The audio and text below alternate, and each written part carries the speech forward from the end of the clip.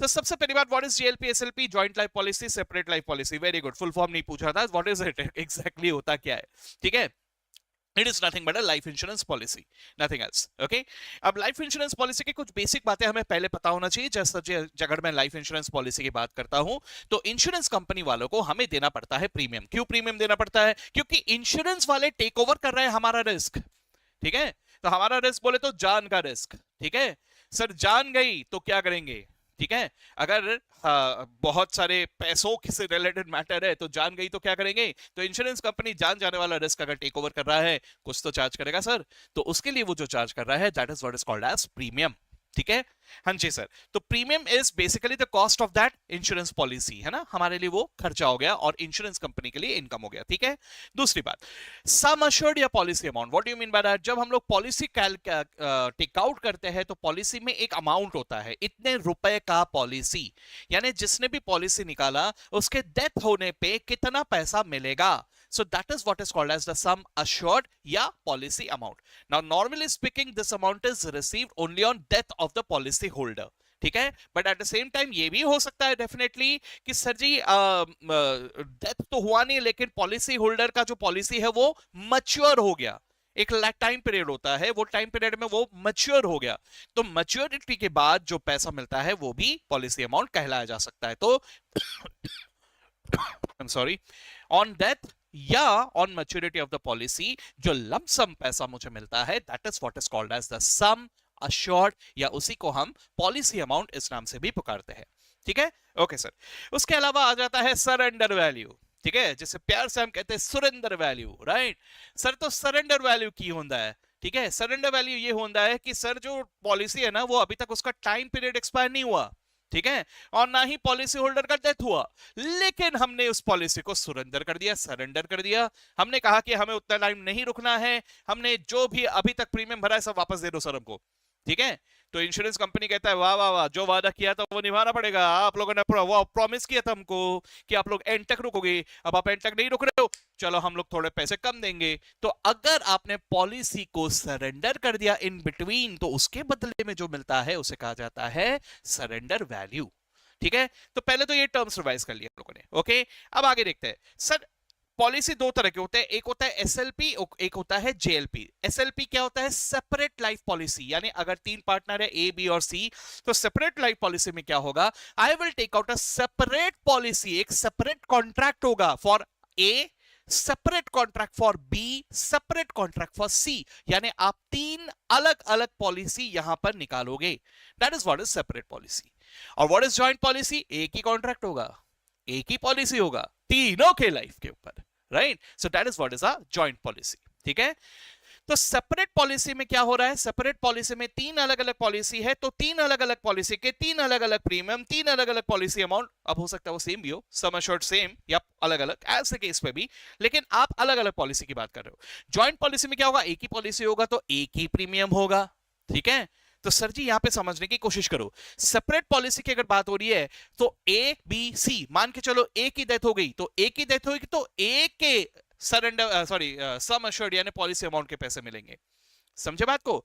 अगर बी की डेथ हुई तो बी के सम अश्योर्ड मिलेंगे, सी की डेथ हुई तो सी के सम अश्योर्ड मिलेंगे। That is what is policy of separate policy, है ना? अब वहीं पे अगर मैं जेएलपी की बात करूं, तो सर ए की डेथ हो, बी की डेथ हो, सी की डेथ हो, हमें पूरे जॉइंट पॉलिसी का सम अश्योर्ड मिलेगा। लेट अस अज्यूम हियर, जैसे मान के चलो ए का पॉलिसी 1 करोड़ का है, बी का भी 1 करोड़ का है, सी का भी 1 करोड़ का है, सपोज। अब ए की डेथ हुई तो 1 करोड़ मिलेंगे, ठीक है, क्योंकि उसका पॉलिसी तो 1 करोड़ का था, करेक्ट? लेकिन वहीं पर अगर A B C joint policy है, joint policy is of 3 crore, 111 3 crore. अब ए की भी अगर डेथ हुई, ए की डेथ हो, बी की डेथ हो, सी की डेथ हो, किसी की भी डेथ हो, अपने को कितना मिलेगा? पूरे 3 करोड़। ठीक है, ओके सर। अब सेपरेट लाइफ पॉलिसी में यूजुअली स्पीकिंग जो प्रीमियम अमाउंट होता है वो थोड़ा कम होता है। जॉइंट पॉलिसी की अगर बात करें तो वहां पर प्रीमियम का अमाउंट हल्का फुल्का ज्यादा होता है, राइट? ठीक है सर, जॉइंट पॉलिसी में बेनिफिट भी तो ज्यादा है, तो प्रीमियम भी ज्यादा देना पड़ेगा हमें। ठीक है, ओके, ये हुआ। अच्छा, तो ये सेपरेट पॉलिसी जॉइंट पॉलिसी ये तो समझा। अब रिटायरमेंट में क्या होता है, डेथ के क्वेश्चंस में क्या होता है, इसमें हम लोग आते हैं, लेकिन उससे पहले जल्दी से रिवाइज कर लेते हैं जेएलपी एसएलपी का लॉजिक। सर ये क्यों कैलकुलेट किया जाता है, ये क्यों निकालते हैं हम लोग पॉलिसी, इस तरह से क्यों निकालते हैं? तो इसके लिए मैंने ये बैलेंस शीट दिखाया है। ये बैलेंस शीट पे आप देख सकते हो कि 3 पार्टनर है एबीसी, इनके लायबिलिटीज है 2.5 करोड़ के, 5 करोड़, 3 करोड़, 2 करोड़ ये इनके रेस्पेक्टिव कैपिटल है। और एसेट साइड में जैसा कि आप देख सकते हो यहाँ पे पीपीएनई, इन्वेंट्री, रिसीवेबल्स, बैंक, ये सब चीजें दिए हुए हैं। ओके, अब अगर आप ध्यान से सब बैंक बैलेंस पे फोकस करो तो आपको बैंक बैलेंस कितना नजर आ रहा है, जरा ध्यान से देखना। What you see the bank balance, sir 50 lakh रुपए, that is what is my bank balance, right. अब मान के चलो ए रिटायर हुआ या ए की डेथ हो गई, एज द केस में भी, मतलब ए गया, ए गया। अब जरा सोचो, अगर ए गया तो ए का कैपिटल भी तो गया, है ना। सर जी वो जाएगा तो अपना पैसा तो मांगेगा ना वापस। अब अगर वो जिंदा है, यानी वो रिटायर हुआ, तो अपने पैसे, पूरे पैसे मांगेगा। अरे सर सिर्फ 5 करोड़ नहीं मांगेगा, उसके ऊपर वो रिवैल्यूएशन प्रॉफिट का एडवांटेज, गुडविल का बेनिफिट, ये सब चीजें भी तो क्लेम करेगा ना। तो सर उसको मुझे ये पैसे देने होंगे। अब कितने पैसे देने हैं, 5 सीआर। जरा सोच के देखो, अगर सिर्फ 5 सीआर भी देने हैं तो ये 5 सीआर कैश में पड़ा है क्या, बैंक में पड़ा है क्या? बैंक में तो सिर्फ 50 लाख है, कहां से देंगे? तो क्या मैं पीपीएनई, इन्वेंट्री, रिसीवेबल सब बेच बाच दूं? ऐसा तो नहीं कर सकते। तो इसीलिए यहां पर एक टेंशन आता है, सेटलमेंट कैसे होगा। तो ऐसे सिचुएशन में हम लोग टेक आउट करते हैं एक पॉलिसी। पॉलिसी हमें यहाँ पे हेल्प करता है, इंश्योरेंस पॉलिसी हमें यहाँ पे हेल्प करता है। देखो यहाँ पे ऑप्शंस क्या क्या है हमारे सामने। ऑप्शंस में एक है कि भैया, एक तो ए या ए के रिप्रेजेंटेटिव को कहते हो कि भैया तू पैसे मत लेके जा, प्लीज इसको रख ले हमारे पास में, हमारे बिजनेस में रख ले, तू वैसे भी इस पैसे को लेके जगह कहीं और इन्वेस्ट करेगा, एक काम कर हमारे बिजनेस में इन्वेस्ट कर दे, तो इसी को हम लोग रिटेन कर लेंगे एज अ लोन। ये एक पॉसिबिलिटी है, लेकिन उसके लिए आगे वाला बंदा मानना चाहिए। अगर वो मान गया तो बहुत ही बढ़िया है, ठीक है। ऑल्टरनेटिवली जो कंटिन्यूइंग पार्टनर्स है, अगर ए जा रहा है तो बी और सी को बोलेंगे भाई एक काम कर, तू पैसे लेके आ जा, ए को दे देंगे 5 करोड़, लेकिन तुम लोग लेके आ जाओ, ठीक है। अगर वो पैसे ले आते हैं बहुत बढ़िया है, लेकिन उनके पास पैसे लाने के लिए होना भी तो चाहिए, ठीक है। सर तो तीसरा ऑप्शन क्या है, लोन ले लो सर बैंक से, ठीक है, लेकिन ये मिलना भी तो चाहिए। तो सबसे बेस्ट ऑप्शन क्या आता है कि सर एक लाइफ पॉलिसी टेक आउट कर लो। Let's take a life policy. इसमें क्या होगा, अगर कोई भी बंदा गया या किसी भी बंदे की अगर डेथ भी हो गई तो भी मुझे इंश्योरेंस कंपनी से पैसे मिल जाएंगे, and that money will be help, will be utilized for repaying them, ठीक है। तो जरा समझने की कोशिश करना, यहां पर ये पॉलिसी किसके पास आ रहा है, पॉलिसी का पैसा फर्म के पास आ रहा है। All of you please try to understand, firm का एसेट है ये, ठीक है। पॉलिसी किसने निकाला है, फर्म ने निकाला है, ए ने नहीं, बी ने नहीं, सी ने नहीं। यहां भावुक होके नहीं सोचना है, सर वो तो बेचारे ए का पॉलिसी है ना, तो बेचारे ए के घर वालों को मिलेगा ना। अरे नहीं, ये पॉलिसी किसने निकाला है, फर्म ने। तो एज अ रिजल्ट ये पॉलिसी है फर्म का, प्रीमियम भरा फर्म ने, पैसा मिलेगा फर्म को, ओके। फिर उस पैसे को किस तरह से यूज करना ये फर्म का डिसीजन है, ठीक है। तो फर्म उस पैसे को कैसे यूटिलाइज करेगा, to repay the amount due to the retiring और द डिसीज्ड पार्टनर, ठीक है। ओके सर, ये जल्दी से हम लोगों ने ये रिवाइज कर लिया। अब जरा एक एक करके देखते हैं। सर इसके अकाउंटिंग में आना है, तो अकाउंटिंग में कैसा होगा, अकाउंटिंग में दो तरफ मुझे अकाउंटिंग के बारे में सोचना पड़ेगा। नंबर 1, मुझे सोचना है जब मैं पैसे दे रहा हूं तब क्या, यानी मैं जब प्रीमियम भर रहा हूं तब क्या, ये हर साल आएगा, ठीक है। नंबर 2, अगर पैसे मिले तो क्या होगा। पैसे मिले मतलब पैसे दो सिचुएशन में अपने को मिल सकते हैं, एक ऑन रिटायरमेंट, दो ऑन डेथ। अगर पार्टनर रिटायर हुआ, देन इन दैट केस हम उस पॉलिसी को सरेंडर करेंगे, और सरेंडर करने पे जो मिलेगा that is the surrender value. So remember, दिमाग में अच्छी तरह से गार्ड बांध लो कि सर जी रिटायरमेंट का क्वेश्चन अगर है तो मुझे क्या मिलने वाला है, सरेंडर वैल्यू। क्वेश्चन में मस्त हाईलाइट करके सजा धुजा के कुछ भी करके दे दे कि सर ये सम अश्योर्ड है, लेकिन उसका कोई काम नहीं है। सम अश्योर्ड या पॉलिसी अमाउंट सिर्फ और सिर्फ अपने को कंफ्यूज करने के लिए दिया रहेगा, उसका कोई काम नहीं है, ठीक है। तो अच्छे से ये बात दिमाग में बिठा लो कि अगर क्वेश्चन रिटायरमेंट का है तो जो पैसा मेरे काम का है वो है सरेंडर वैल्यू, ठीक है। और वहीं पे अगर मैं बात करता हूं डेथ के क्वेश्चंस की, तो डेथ के क्वेश्चंस में मेरे काम का है द सम अश्योर्ड या तो पॉलिसी अमाउंट, जो मुझे पूरे पैसे मुझे मिलने वाले, ठीक है। एक एक करके देखते हैं। सबसे पहले हम लोग जो प्रीमियम पे कर रहे हैं इसे हम लोग किस तरह से ट्रीट कर रहे हैं, चलिए सर। अगर मान के चलो हम लोग प्रीमियम पे कर रहे हैं तो ये तो एनुअली पे कर रहे हैं ना, हर साल हम लोग पे कर रहे हैं, तो इसका ट्रीटमेंट क्या होगा, इसके दो अलग अलग ट्रीटमेंट पॉसिबल है। कौन से दो अलग अलग treatment? Treatment number one, sir हर साल भर पे कर रहे हैं तो ये मेरे रेगुलर एक्सपेंस की तरह मान लो सर इसे, तो इसे एक नॉमिनल अकाउंट ट्रीटमेंट दे दो। नॉमिनल अकाउंट ट्रीटमेंट दोगे तो जो भी प्रीमियम अपन ने भरा है वो प्रीमियम अकाउंट को डेबिट कर दो, कैश बैंक को क्रेडिट कर दो, एज सिंपल एज दैट, और फिर वो प्रीमियम को क्लोज कर दो by transferring it to PNL. Clear? मैंने क्या कहा, जैसे फॉर एग्जांपल हम लोग सैलरी पे करते हैं तो salary account debit to cash bank, ठीक है, और फिर salary account is nominal account, इसे क्लोज कर दिया जाता है by transferring it to PNL account. इसी तरह से यहाँ पे अगर अपने प्रीमियम भरा है तो premium account debit to cash bank, और फिर लास्ट में उस पूरे के पूरे प्रीमियम को ट्रांसफर कर दो कहां पे, अपने पी&एल अकाउंट में, right? So this is the nominal account treatment, simple, ठीक है। दूसरा ट्रीटमेंट क्या है कि जब हम लोग प्रीमियम भर पे कर रहे हैं, मुझे दिमाग में ये बात क्लियर है कि सर ये मेरे वेस्ट नहीं हो रहे, क्योंकि ये पैसे जो मैं दे रहा हूं ये एक तरह से मेरा इन्वेस्टमेंट है, क्योंकि ये पैसे मेरे पास लौट के आएंगे। Now in the form of sum assured और in the form of surrender value, as the case पे भी किसी न किसी तरह से मेरे पास वापस आएगा। तो जो पैसा मेरे पास वापस आने वाला होता है, इसे नॉमिनल अकाउंट कैसे माने सर, इसे तो एसेट मानना चाहिए। हाँ जी बिल्कुल, ऐसा भी किया जा सकता है। देन इन दैट केस जो भी प्रीमियम आपने भरा है, आप ऐसा मान लो कि वो आप लोगों ने असेट के लिए भरा है। किसके लिए भरा है? Your policy which is nothing but your asset, है ना? तो आपने असेट खरीदा है, इस तरह से उसे दिखा दो, right? So what you will do is you will debit asset यानी joint life policy to cash bank. Okay sir ये तो कर दिया, लेकिन एट द सेम टाइम वो जो पॉलिसी है, जैसे हम लोग कोई एसेट खरीदते हैं तो एसेट डेप्रिसिएट भी तो होता है, तो अब अगर मैंने इसे एसेट ट्रीटमेंट दिखाया तो मुझे इस पे डेप्रिसिएशन भी चार्ज करना होगा, ठीक है? तो डेप्रिसिएशन को बस डेप्रिसिएशन नाम से नहीं पुकारेंगे, लेकिन the treatment will be exactly like depreciation, ठीक है? चलिए ये बात को ध्यान में रखते हुए let us now come to an example. मैं कुछ अलग एग्जाम्पल ले रहा हूं जिससे कि हम लोग अच्छी तरह से इसको रिवाइज कर पाए, ठीक है सर? चलिए so let us come to this now. Sir मान के चलो हम लोगों ने एक सेपरेट लाइफ पॉलिसी निकाला है, separate life policy in the life of A, life of B, life of C, ठीक है? यहां पर अगर मैं कह दूं सम अश्योर्ड, ठीक है, तो सम अश्योर्ड है, let us assume 1 crore each, ठीक है, ये सम अश्योर्ड है। Okay now let us try to understand, हम लोग जो प्रीमियम भर रहे हैं वो कॉमन होगा क्वाइट ऑब्वियसली, क्योंकि पॉलिसी अमाउंट भी सेम है। तो सर जी लेट अस अज्यूम कि हम लोगों ने प्रीमियम जो भरना है ना वो भरना है 5,000 पर पॉलिसी प्रति वर्ष, है ना? यानी मेरा प्रीमियम का अमाउंट पहले साल का कितना हो जाएगा सर? फर्स्ट ईयर मैंने भरा है 5,000 इंटू 3, यानी कितना भरा? 15,000, इतना मैंने भर दिया, ठीक है? सर जी सेकेंड ईयर में भी कितना प्रीमियम भरूंगा? सर सेम ही अमाउंट होगा ना, प्रीमियम का अमाउंट तो सेम होता है, ये थोड़ी वेरी करता है। तो सेकेंड ईयर में भी मैं 15,000 भर रहा हूं, थर्ड ईयर में भी मैं 15,000 भर रहा हूं, एंड सो ऑन, राइट? ये मैं हर साल प्रीमियम भर रहा हूं, ठीक है? क्वेश्चन में मुझे एक और जानकारी दिया हुआ रहेगा, and what is that? It will be about the sum assured, ठीक है? Sum assured, sum assured company, insurance company पहले से डिक्लेयर करके रखता है आपको डीमोटिवेट करने के लिए। Sir what do you mean by that? Demotivate मतलब डीमोटिवेट कर रहा है कि आप पॉलिसी को सरेंडर मत करना। कहने का मतलब आपने जो भी पैसा भरा है उतना पैसा नहीं सर, आपको कम पैसे मिलेंगे। मैं पहले बता दे रहा हूं, आपने अगर 15,000 भरे, अगर आज के डेट में आपने पॉलिसी सरेंडर कर दिया ना तो आपको 15,000 भी वापस नहीं मिलेगा, आपको कम पैसे मिलेंगे, ठीक है? ये मैंने पहले से आपको बता के रख दिया ताकि आप पॉलिसी को सरेंडर करने के बारे में सोचो भी मत, ठीक है? तो ये डीमोटिवेशन होता है क्योंकि आपको पैसे जो मिलता है वो कम मिलता है, राइट?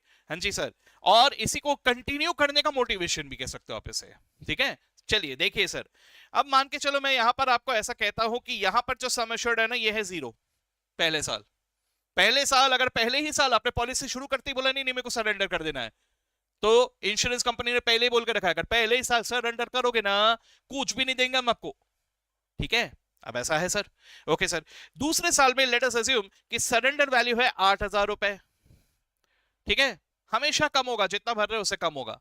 तीसरे साल में लेट अस अज्यूम कि सरेंडर वैल्यू है कितना पकड़ ले अपन, 17,500 रुपए। Now please understand this is cumulative, यहाँ पे क्यूमुलेटिव थॉट लाना दिमाग में। आप हर साल कुछ ना कुछ भरे जा रहे हो, यानी हर साल का आपका खर्चा बढ़ता जा रहा है, और ये जो वैल्यू है ये क्यूमुलेटिव वैल्यू है, ठीक है? अब इस तरह से मैंने यहाँ पे अकाउंटिंग आपको दिखाया। अब इसमें किस तरह से दिखाएंगे? One by one. Number one,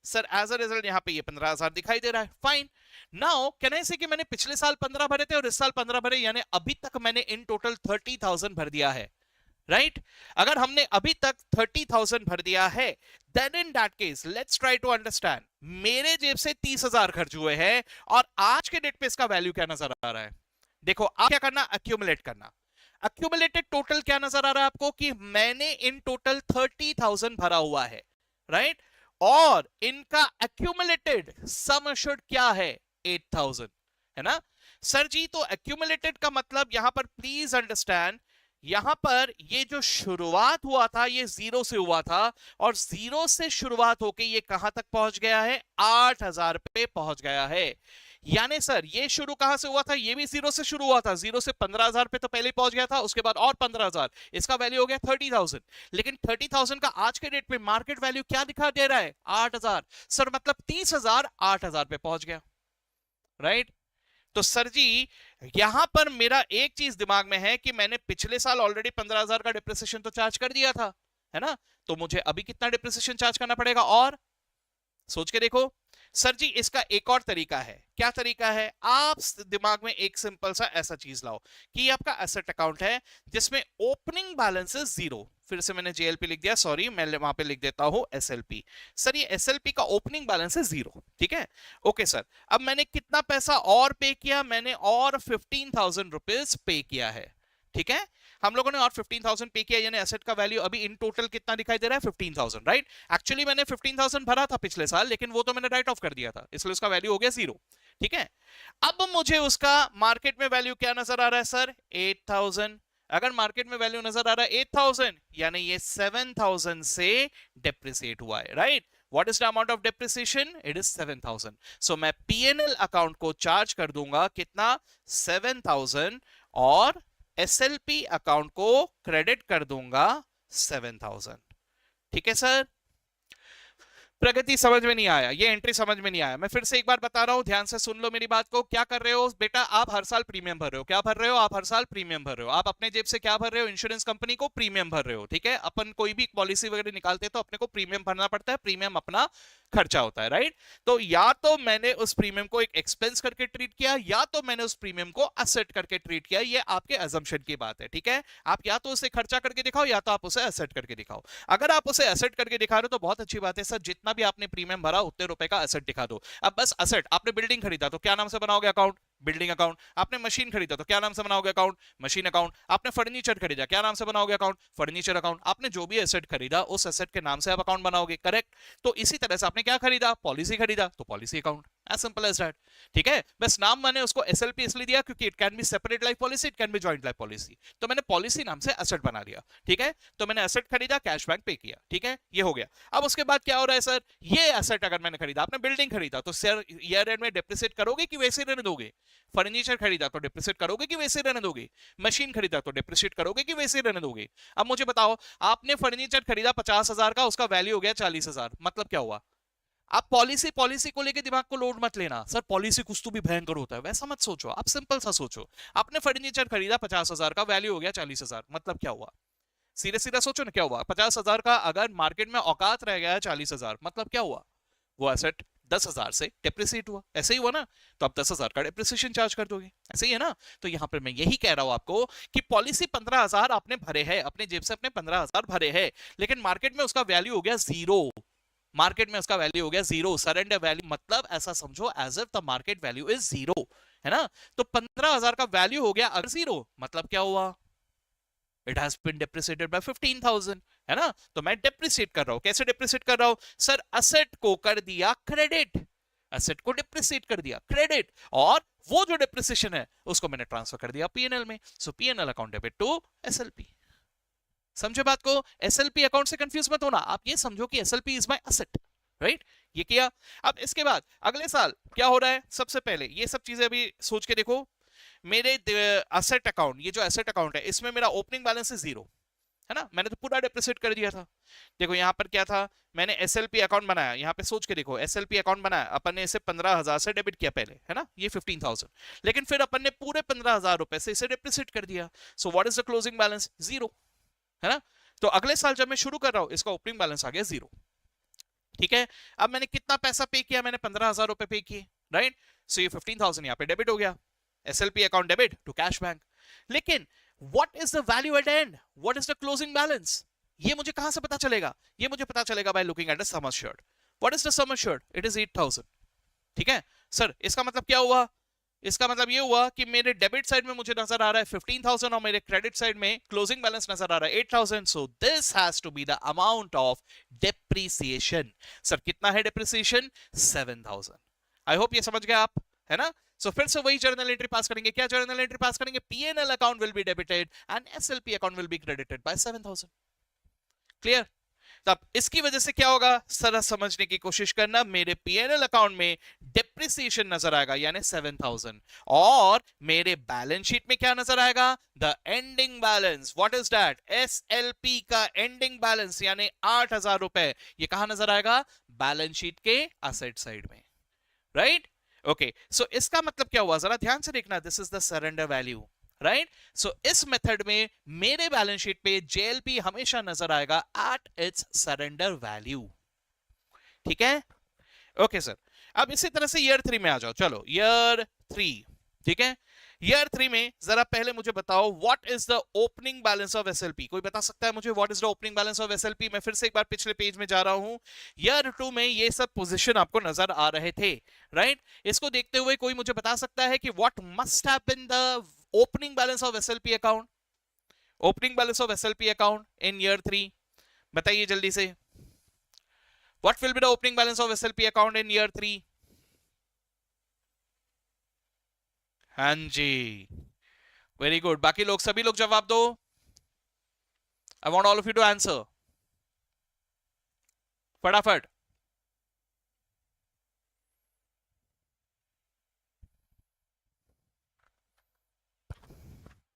yes, absolutely correct.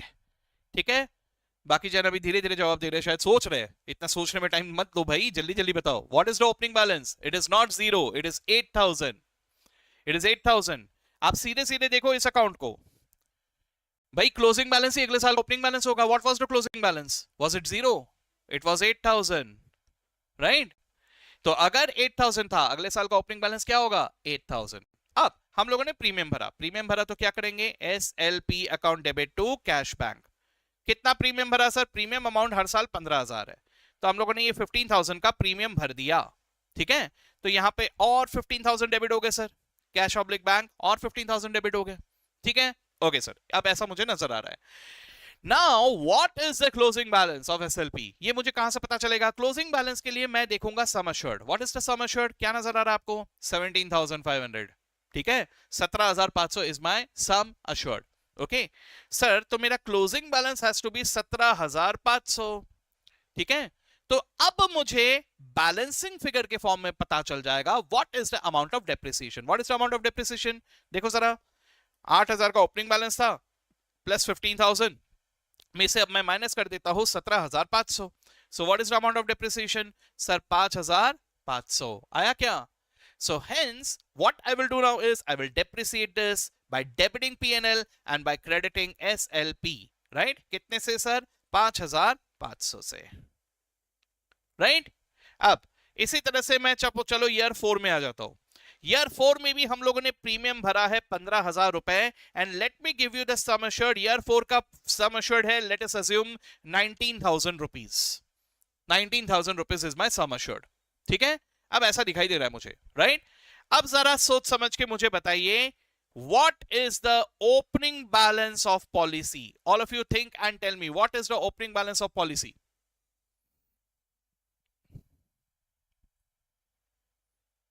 Opening balance of policy, देखो मैंने यहां पे ईयर 3 का डेटा भी अभी आपको दिखा दिया। What is the opening balance of policy, sir जो ईयर 3 का क्लोजिंग बैलेंस होगा वही ईयर 4 का ओपनिंग बैलेंस होगा, as simple as that.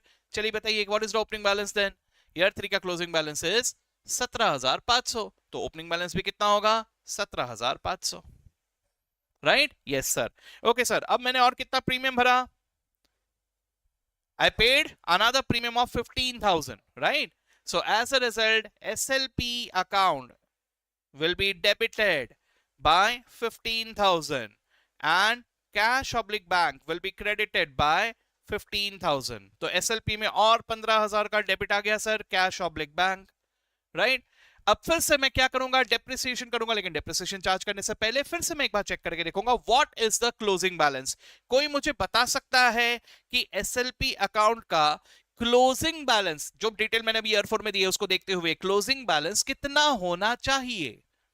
SLP account का क्लोजिंग बैलेंस कितना होना चाहिए? डेप्रिसिएशन नहीं, पहले मुझे बताओ कि what should be the closing balance. मैं यहां पे एंट्री तो लिख के रख देता हूं, PNL account debit to SLP, this will be the journal entry for the depreciation, लेकिन पहले मुझे बताइए what will be the closing balance. हाँ जी, डेप्रिसिएशन तो सब लोगों ने निकाल लिया, लेकिन क्लोजिंग बैलेंस बता दो पहले। सब डेप्रिसिएशन बता रहे हो, क्लोजिंग बैलेंस विल बी 19,000, है ना। Always remember that closing balance will be equal to the sum assured, है ना। तो इसका जो डिफरेंस है that is the amount of depreciation, that is absolutely correct, 13,500। So मैं पीएनएल अकाउंट को कितना डेबिट कर दूंगा, 13,500, एसएलपी को कितना क्रेडिट कर दूंगा, 13,500, as simple as that, right. So simple, okay, this is what it is. अगले साल इसी तरह से चलता जाएगा। अब मैं फिर से सपोज ईयर 5 का एक डिटेल देता हूं जिसको मैं लिखूंगा नहीं, लेकिन आप लोग सॉल्व करके मुझे बताएंगे। सर प्रीमियम हम लोगों ने भर दिए 15,000 रुपए, ठीक है, एंड सरेंडर वैल्यू, मैंने सम अश्योर्ड लिखा था, I am sorry, it is surrender value, हाँ, it is surrender value not sum assured, ठीक है। सम अश्योर्ड के रख दिया मैंने यहां पर हर जगह पे गलती से, it is not sum assured, यहां पर सही है सम अश्योर्ड, लेकिन यहां मुझे लिखना चाहिए था surrender value not sum assured. अरे यार, हाँ एक मिनट, हाँ surrender value, this is surrender value, ठीक है। हर बार मैं सम अश्योर्ड लिखे जा रहा हूं वहां पे, it should be surrender value, ठीक है, यस सर। तो सपोज कि अभी मैं कहता हूं कि सरेंडर वैल्यू है 24,000 रुपए, सपोज मैं कह रहा हूं 24,000 रुपए, तो आप लोग मुझे सबसे पहले बताओ कि डेप्रिसिएशन का अमाउंट कितना आएगा, और दूसरा मुझे बताओ कि मेरा ये जो एसएलपी है, पॉलिसी जो है, ये मुझे बैलेंस शीट में क्या अमाउंट पे दिखाई देगा। सोच समझ के सभी लोग बताएंगे। अगर मैंने प्रीमियम पे किए हैं 15,000 रुपए और सरेंडर वैल्यू है 24,000 रुपए, तो आप पहले दिमाग में लाओ what is the opening balance, ठीक है, और कितना भरा, what is the closing balance, hence what should be the depreciation. इस तरह से स्टेप बाय स्टेप जाना। एकदम से जंप मारने जाओगे, सिर्फ पोल वॉल्ट जंप मारने जाओगे तो गलती करोगे। तो स्टेप बाय स्टेप जाओ, बराबर सही आंसर निकालोगे। क्या आप मुझे बता सकते हो what will be the amount of depreciation? All of you think and tell me what will be the amount of depreciation. गलती क्या हो जाती है कि हम लोग सीधा इन दोनों को कंपेयर कर लेते हैं। ऐसा नहीं करना, स्टेप बाय स्टेप जाओ। पहले सोचो what is the opening balance, ठीक है, कितना भरा सर हम लोगों ने, what is the amount of depreciation. चलो तो आंसर आने शुरू हो गए मेरे पास। डेप्रिसिएशन का अमाउंट है 10,000 रुपए, एक आंसर ये आया। और भी देखो, और बताओ मुझे what is the amount of depreciation. अच्छा ये याद रखना कि हम इसे डेप्रिसिएशन नाम से पुकारेंगे नहीं। देखो हमने यहाँ पे डेप्रिसिएशन को डेबिट नहीं किया, सीधा पीएनएल को डेबिट किया। आप ऑल्टरनेटिवली पीएनएल की जगह रिवैल्यूएशन अकाउंट को भी डेबिट कर सकते हो, सीधा पार्टनर्स के अकाउंट को भी डेबिट कर सकते हो, राइट, ओके। 10,000 डेप्रिसिएशन, 10,000 डेप्रिसिएशन, सभी का सेम जवाब आ रहा है अभी तक तो। यस बहुत बढ़िया, बहुत बढ़िया। तो बैलेंस शीट पे मुझे क्या नजर आएगा फिर, पॉलिसी का बैलेंस शीट पे क्या अमाउंट नजर आएगा? डेप्रिसिएशन अगर 10,000 है, what will be the amount appearing in my balance sheet? It should be 24,000, absolutely correct, ठीक है। सबको आ गया ये, ठीक है सर, दैट्स इट। ये है जॉइंट लाइफ पॉलिसी। अब यहाँ पे separate policy, joint life policy, इसमें सिर्फ रिटायरमेंट या डेथ के क्वेश्चंस में थोड़ा बहुत फर्क पड़ेगा, बाकी यहाँ ये बेसिक एंट्री तो सेम रहने वाला है, ठीक है। यहां तक सबको क्लियर है, ठीक है, यस सर। अब आगे आ जाते हैं। अब मैं आ रहा हूं कि अगर कोई पार्टनर रिटायर हुआ तो क्या होगा, ठीक है। अगर पार्टनर रिटायर हुआ तो क्या होगा? सर जी सबसे पहले तो मेरे सामने दो सिचुएशन ब्रॉट फॉरवर्ड है। एक तो मैंने इसे नॉमिनल अकाउंट करके माना हुआ है, जो मैंने प्रीमियम भरा था उसे मैंने नॉमिनल अकाउंट करके माना हुआ है, या मैंने इसे असेट करके माना हुआ है। करेक्ट। अब प्लीज अंडरस्टैंड, अगर रिटायरमेंट हुआ तो मुझे कुछ पैसे मिलेंगे। कितने पैसे मिलेंगे? I will receive money, I will receive money. लेकिन कितना पैसा मिलेगा, ये बात को जरा सोच के देखते हैं। सर कितना पैसा मिलेगा? सर अगर ये सेपरेट लाइफ पॉलिसी है, देन इन दैट केस मुझे ए का सरेंडर वैल्यू प्लस बी का सरेंडर वैल्यू प्लस सी का सरेंडर वैल्यू ये मिलेगा। ठीक है। और अगर ये जॉइंट लाइफ पॉलिसी है तो सर जी पॉलिसी तो एक ही है, और वो है एबीसी का पॉलिसी, तीनों का मिला के। तो इस पॉलिसी का मुझे मिलेगा सरेंडर वैल्यू। ठीक है। तो प्लीज ट्राई टू अंडरस्टैंड, यहां कंफ्यूजन ये होता है कि सर मान के चलो ए रिटायर हुआ, तो ए रिटायर हो तो सिर्फ ए के सरेंडर वैल्यू मिलेंगे ना सर, बी और सी के क्यों मिलेंगे? Now this is the confusion, और ऐसा गलती इंस्टीट्यूट ने भी अपने सॉल्यूशन में करके रखा हुआ है। लेकिन बात को समझने की कोशिश करो, अगर हम रिटायरमेंट का एक क्वेश्चन सॉल्व कर रहे हैं तो don't you revalue all your assets, है ना? तो इसी तरह से यहां पर भी आप ऐसा समझो कि आप इस एसेट को भी रीवैल्यू करने जा रहे हो। तो अगर रीवैल्यू करने जा रहे हो तो उसका रिवाइज वैल्यू क्या होगा? सरेंडर वैल्यू होगा। उसके मुताबिक आप बुक करोगे कि नहीं उसको? आप सोच के देखो, रीवैल्यूएशन में अगर बिल्डिंग का वैल्यू कम हुआ, ज्यादा हुआ, तो आप उसे रीवैल्यू करते हो ना उस वैल्यू पे। तो इसी तरह से इसे भी कर रहे हो। ठीक है। तो आप ऐसा अज्यूम करोगे कि तीनों के पॉलिसी सरेंडर हुए और उन तीनों के हमें सरेंडर वैल्यू हमें मिलेंगे। तो रिटायरमेंट के क्वेश्चन में क्या मिलेगा? Surrender value. ठीक है। Okay sir. अच्छा, तो ये मुझे मिल रहा है, मुझे क्या मिल रहा है? Surrender value. अब क्वेश्चन में अगर मुझे सम अश्योर्ड या पॉलिसी अमाउंट दिया भी है तो भैया ऐसे सीधा काट देने का कोई काम का नहीं है वो। Getting me? Okay sir. अब अगर मान के चलो सरेंडर वैल्यू अभी अभी जो मैंने दिया था वही है, कितना है sir surrender value? Late us assume 24,000, तीनों का मिला के कह रहा हूं 8,000। ठीक है। सरेंडर वैल्यू ए के पॉलिसी के 8, बी के पॉलिसी के 8, सी के पॉलिसी के 8, है ना? यानी सरेंडर वैल्यू कितना है? 24,000। तो सर जी अगर मैंने इस प्रीमियम भरते वक्त उसे खर्चा करके दिखाया था तो जो भी पैसा मुझे अभी मिल रहा है उसे इनकम करके दिखा दूंगा। यानी क्या करूंगा सर? एंट्री वाइज ऐसा होगा कि cash bank will be debited bye 24,000। ठीक है। एंड मैं इसे सीधा क्रेडिट कर दूंगा टू सेपरेट लाइफ पॉलिसी, या आप यहां पे ऑल्टरनेटिवली सीधा क्रेडिट कर दो पी एंड एल, या आप इसे क्रेडिट कर सकते हो टू रीवैल्यूएशन अकाउंट, या आप इसे डायरेक्टली ट्रांसफर कर सकते हो to partners account in their profit sharing ratio. Got it? But please understand, जब आपने कैश बैंक को डेबिट किया, ये पैसे किसके पास आए?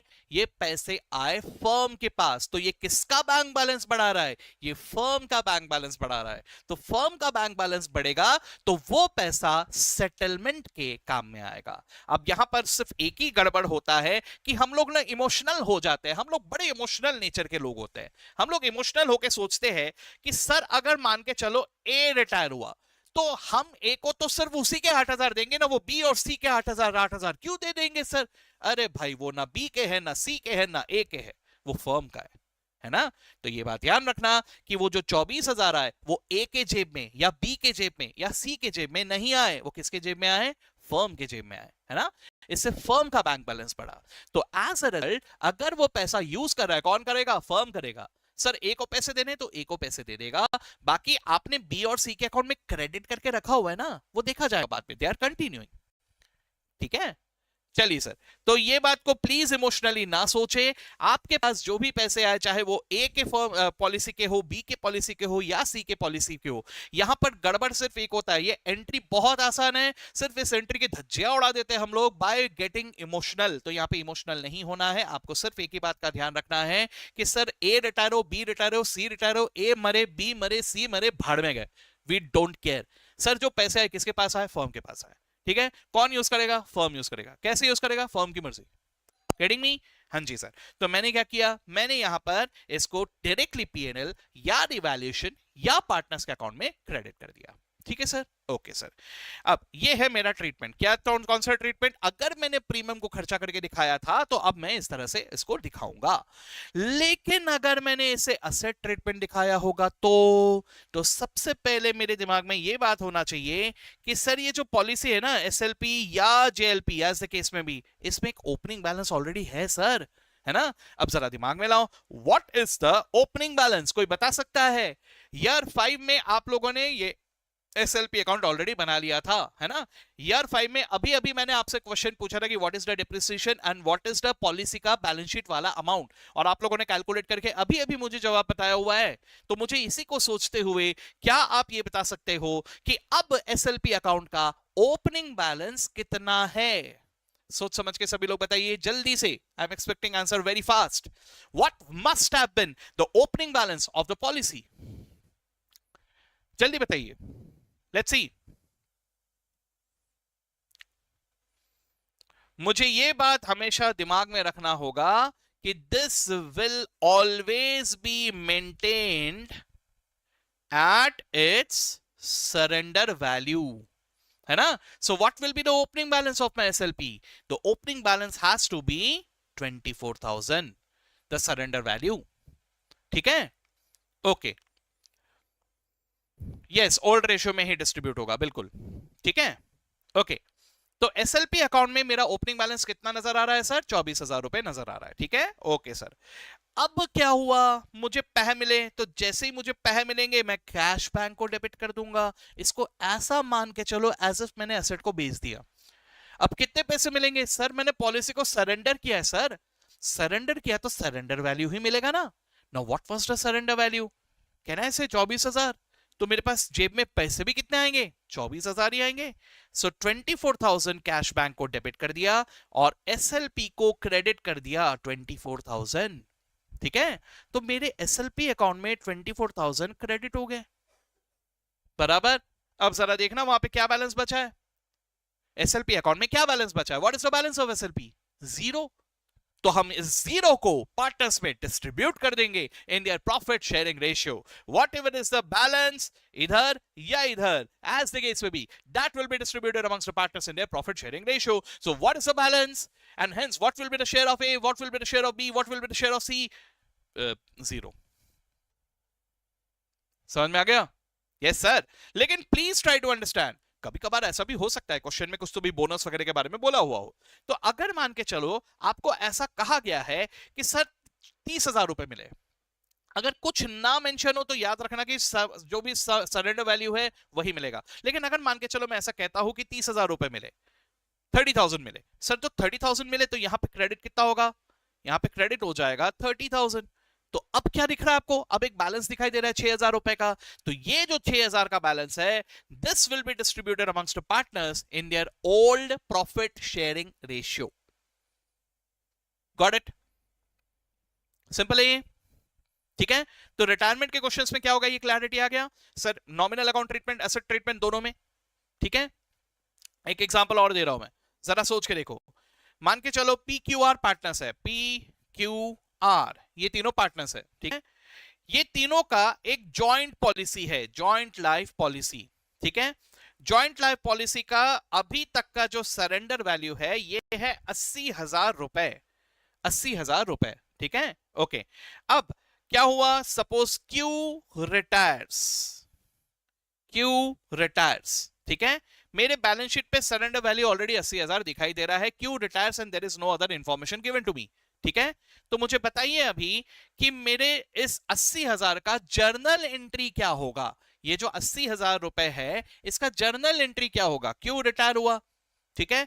क्यों रिटायर हुआ तो मुझे पॉलिसी को सरेंडर करना पड़ रहा है। तो मुझे सोच समझ के मुझे बताइए कि मुझे कितना पैसा मिलेगा और hence what should be the journal entry. सोच के बताइए मुझे।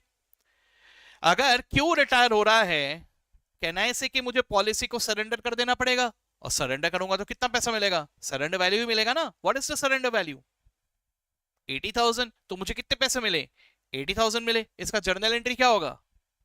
यस, कैश बैंक अकाउंट होगा डेबिट, और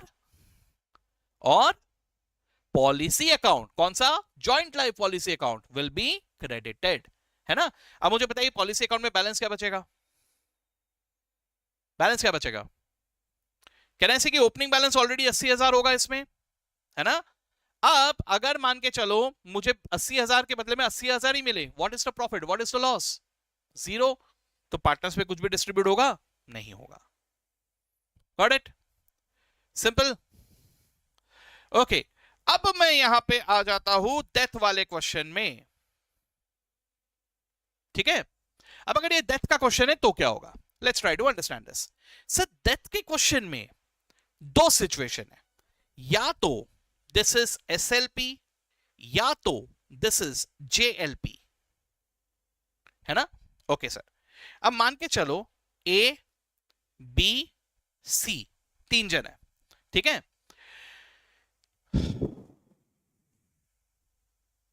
प्रीवियस क्वेश्चन के दोनों अप्रोच में पार्टनर्स को अलग अलग, बेटा मैं आता हूं, रुको उसमें आता हूं, पहले इसको कंप्लीट कर लेता हूं।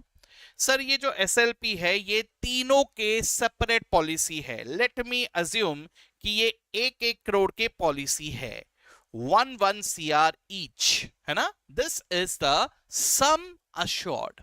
ओके, बाजू में मैं लिख के रखता हूं इनका surrender value. Let me assume 8,000 8,000 8,000, 8K 8K 8K, this is the surrender value for individual policy, ऐसा मान लो। ठीक है, ओके सर, तो सब मिला के सरेंडर वैल्यू कितना हो गया? 24,000। ठीक है, अब मैं कहता हूं कि ए का डेथ हुआ, ए का डेथ हुआ तो मुझे कितने पैसे मिलेंगे? तो अगर ये सेपरेट पॉलिसी है तो मुझे ए के पूरे 1 CR मिलेंगे। लेकिन आपको यहां पर एक और बात ध्यान में रखना होगा कि in this case there is a standard assumption कि हमने बी और सी के पॉलिसी को सरेंडर कर दिया। सर डेथ में हम जैसे हर एसेट और लायबिलिटी को रिवैल्यू करते हैं वैसे इसे भी करेंगे, इसीलिए हमने बी और सी का अगर पॉलिसी आज के मार्केट वैल्यू के हिसाब से रीवैल्यू किया तो what is the value? Sir 8,000 8,000, 8K and 8K, है ना? तो सर जी यहां पर ए बी सी के पॉलिसी होंगे, ए होगा घर पे ए, बी होगा घर पे बी, सी होगा घर पे सी। ये पैसा फर्म ने दिया तो मिलेगा भी किसको? फर्म को मिलेगा। तो फर्म को कितने पैसे मिलेंगे sir? 1 CR plus 8,000 plus 8,000, this is the total money that the firm will receive. ठीक है, ऑल्टरनेटिवली अगर ये जॉइंट लाइफ पॉलिसी है तो जॉइंट लाइफ पॉलिसी में क्या हो रहा है सर? ए बी सी तीनों का मिला के मान के चलो 3 CR का पॉलिसी है। ठीक है, ये है मेरा पॉलिसी। अब अगर मैं कह रहा हूं कि ए का डेथ हो गया, सर ए का डेथ हो, बी का डेथ हो, सी का डेथ हो, किसी भी पार्टनर का अगर डेथ हुआ तो मुझे पूरे के पूरे पॉलिसी अमाउंट मिल जाएंगे। यानी कितना पैसा मिलेगा? अभी पूरे 3 करोड़। तो फर्क समझ में आ रहा क्या हुआ? सेपरेट लाइफ पॉलिसी में जिसकी डेथ हुई उसका सम अश्योर्ड और बाकियों का सरेंडर वैल्यू मिलेगा, और अगर जॉइंट पॉलिसी दिया हुआ है देन किसी की भी डेथ हो, एक की डेथ हो, दो की डेथ हो, या सबकी डेथ हो, या कुछ भी हो, मुझे पूरे पॉलिसी का सम अश्योर्ड मिल जाएगा। तो this is the tricky area, इस बात को अच्छी तरह से दिमाग में रखना। ठीक है, ओके। अब अकॉर्डिंगली इसकी अकाउंटिंग करना है, accounting treatment will be same, बस अमाउंट का फर्क पड़ेगा। ठीक है, चलो मैं अभी प्रगति तुम्हारे क्वेश्चन में आ जा रहा हूं। तुम्हारा क्वेश्चन था प्रीवियस क्वेश्चन के दोनों अप्रोच में पार्टनर्स को अलग अलग अमाउंट क्यों डिस्ट्रीब्यूट हुआ? पार्टनर्स को अलग अलग अमाउंट क्यों डिस्ट्रीब्यूट हुआ? बेटा मैंने पार्टनर्स को अलग अलग अमाउंट डिस्ट्रीब्यूट नहीं किया, ये मैंने कैलकुलेट किया। This was my working note.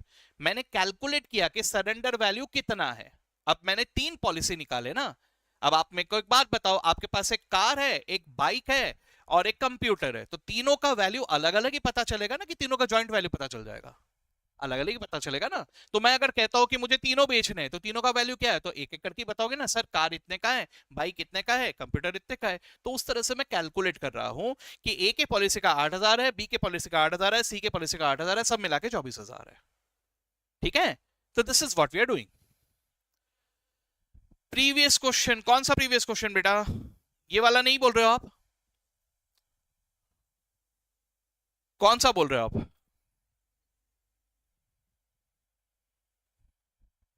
I hope यही वाला बोल रहे हो, राइट?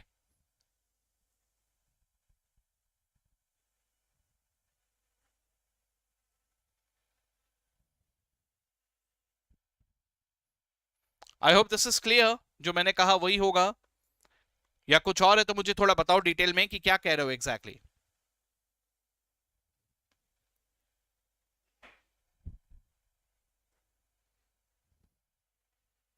ठीक है,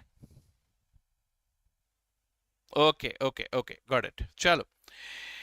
सो अकाउंटिंग ट्रीटमेंट वाइज सेम होने वाला है सर। अगर नॉमिनल अकाउंट ट्रीटमेंट है तो सर मेरे पास 1 crore and 16,000 इतने पैसे मुझे मिले, तो एज आई एम ट्रीटिंग, अगर मैं नॉमिनल अकाउंट ट्रीटमेंट कर रहा हूं तो यहां पर भी मैं कैश बैंक को डेबिट करके क्रेडिट कर दूंगा या तो पीएनएल को, या तो मैं इसे रीवैल्यूएशन अकाउंट को क्रेडिट कर दूं, या तो मैं इसे डायरेक्टली पार्टनर्स के अकाउंट में क्रेडिट कर दूं in their old profit sharing ratio. लेकिन ये अमाउंट कहां से आया, इसका कैलकुलेशन मैंने इस तरह से किया। ठीक है, ओके सर। अब ऑल्टरनेटिवली अगर जॉइंट लाइफ पॉलिसी है तो यही वाला एंट्री कितने से पास होगा, पूरे 3 CR से, है ना, भले ही सिर्फ एक ही डेथ हो लेकिन फिर भी पूरे 3 CR से एंट्री पास होगा। ठीक है, ओके सर।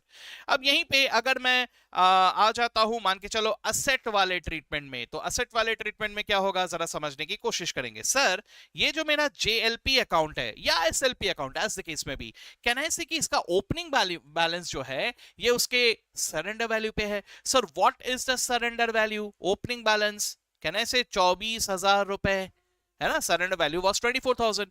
अब मुझे कितने पैसे मिलेंगे सर, 1 crore 16,000 या 3 CR, depending upon whether it is SLP और जेएलपी। लेट अस अज्यूम कि इट इज जेएलपी, तो मुझे कितना मिल जाएगा, पूरे 3 करोड़, है ना। तो भाई अभी अच्छा खासा बैलेंस दिखेगा वहां पे बैलेंस। तो ये जो अच्छा खासा बैलेंस मुझे दिखाई दे रहा है, this will be transferred amongst the partners in their old profit sharing ratio, है ना। अब आपको यहां पर जो बात समझना है वो ये है कि सर मेरे पास कैश बैंक में कुछ ओपनिंग बैलेंस होगा, लेकिन ये जो पूरे 3 CR है ये भी यहां पर आ गए, कहां आ गए, इन माय कैश बैंक। तो ये 3 CR और यहां पर आ गए, राइट। तो एज अ रिजल्ट मेरा कैश बैलेंस बढ़ गया, कैश बैंक बैलेंस बढ़ गया। So this balance will be utilized to settle the retiring और the deceased partners capital account. I hope this is clear to all of you. ठीक है, so this is JLP SLP. Now all of you bring it on. कोई भी अगर doubts है आपके JLP SLP को लेकर, ये मैंने क्विकली एक बार रिवाइज करवाया, जेएलपी एसएलपी से रिलेटेड क्या होता है, किस तरह से अकाउंटिंग होती है, प्रीमियम क्या क्या होता है, आगे चल के पैसा मिला तो क्या होता है, ये सब चीजों के बारे में मैंने अभी डिस्कस किया। Now it is time for you all to think about it and bring the doubts, whatever doubts you have, bring it on. Okay, I will take up your doubts. देखो आज के session का मैंने ये target यही रख के रखा हुआ है कि आज मैं छोटे छोटे छोटे छोटे मल्टीपल सेशंस आपके सामने लाऊंगा। मैं चाहता हूं कि आप लोग दिमाग के ऊपर बर्डन ना दो, मैं बार बार ये कह रहा हूं, दिमाग के ऊपर बर्डन मत देना, टेंशन मत लो। ठीक है, होता यह है कि ये आज के दिन में आप लोग YouTube पे ही आप बहुत सारे, मैं जैसे सेशंस ले रहा हूं आपको मिलेंगे, सेशंस बिल्कुल मिलेंगे, लेकिन उस सेशन में अपन अगर YouTube टू YouTube खेलते रहे, ठीक है, यूट्यूब टू यूट्यूब खेलते रहे मतलब मैं सब चीजें वीडियो देख देख के रिवाइज कर रहा हूं, ऐसा ना करो। ऐसा करोगे तो क्या हो जाता है, हमारा दिमाग आदी हो जाता है इस बात के लिए कि हम किसी और के दिमाग से सोच रहे हैं। ये मत करो प्लीज, ठीक है। आपके दिमाग को खुद को एक प्रैक्टिस होना चाहिए सोचने का, ना तो सीधा जाके वो 3 घंटे में सोचने लगते हो। उसके पहले तक तुम मैं तो कोई ना कोई किसी के सहारा ढूंढ रहा हो कि भाई तुम बता दो, तुम बता दो, भाई तू बता दे, और वो 3 घंटे में सोचोगे, दिमाग कैसा करेगा काम, सोचो जरा, है ना। तो it is very very important for you कि आप लोग एट द स्टेज खुद होके प्रैक्टिस करो हर चीज। सर आप करवा दो, सर ये करवा दो, ए भाई तू बता दे, ए तू, अरे यार ऐसा नहीं होता। आपको खुद अपने दिमाग को थोड़ा तकलीफ देना होगा, खुद थोड़ा सा कष्ट करो, खुद थोड़ा सा प्रैक्टिस करो, तभी दिमाग उस आदत को झेल पाएगा और हेंस एग्जामिनेशन में परफॉर्म करेगा। ठीक है, तो यही बात को ध्यान में रखते हुए बस इतना आप लोग देख लो एक बार अच्छी तरह से। और मैं ये चाहता हूं कि हर एक सेशन के बाद आप एक ब्रेक लो, रिलैक्स करो, फिर एक सेशन में आओ। ठीक है, this is what I will be doing today. Okay, तो मैंने अभी जेएलपी एसएलपी का एक सेशन लिया, अब मैं रुकूंगा, एक ब्रेक लूंगा, उसके बाद मैं फिर से आऊंगा विथ 15 मिनट का ब्रेक लेंगे, बस 15 मिनट के बाद हम लोग आएंगे बोनस शेयर्स, राइट शेयर्स का, फिर से एक सेशन का ब्रेक लेंगे, फिर अगले सेशन में आएंगे, ऐसे छोटे छोटे सेशंस में डिवाइड करते हुए आज का दिन चलने दो। ठीक है, क्वेश्चंस बहुत है Pragati, there are n number of different questions. अब मैं हर क्वेश्चन में अगर जाऊंगा तो फिर उसमें हर एक क्वेश्चन में एक अलग चैलेंज आएगा। मैं एक करूंगा तो तुम बोलोगे दूसरा वाला चैलेंज भी करवा दो, दूसरा बोलूंगा तो तीसरा। तो अभी आप लोगों ने क्लास में किए होंगे जहां तक मैं जानता हूं, JLP SLP के मैंने भी क्लास में करवाए हुए हैं, तो आप सिर्फ वो क्लास के क्वेश्चंस के सॉल्यूशंस एक बार देख लो, बस उतना रिवाइज कर लो, ज्यादा अभी जाओ मत डिटेल में। आप जितना डिटेल में घुसोगे दिमाग में टेंशन उतना ही बढ़ेगा, उतना ही लोड आएगा। मैं नहीं चाहता हूं कि आप दिमाग में किसी भी तरह का टेंशन लो आज के डेट में, ठीक है। सो अभी फिलहाल सिर्फ कॉन्सेप्ट्स को रिवाइज करते हुए चलो, that's it. Don't go for anything else, only revise the concepts, ठीक है। यस, तो दैट्स इट। मैं JLP SLP की कोई और डाउट्स है तो मुझे बताओ। If there is any other doubt, tell me. मैं यहाँ पे 1 मिनट देख लेता हूँ, अगर मुझे कोई क्वेश्चन बताना हो तो। जस्ट अ मिनट,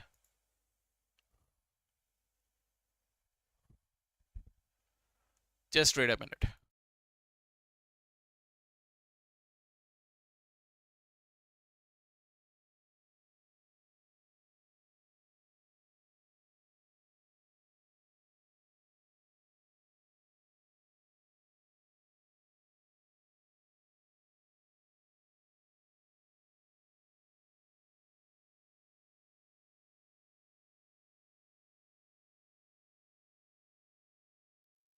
ओके, ये एक आपको चार्ट मैं जरूर दिखा दे रहा हूं यहां पर, आप इस चार्ट को एक बार देख लो। This is the chart that will help you a lot at the last moment, ठीक है।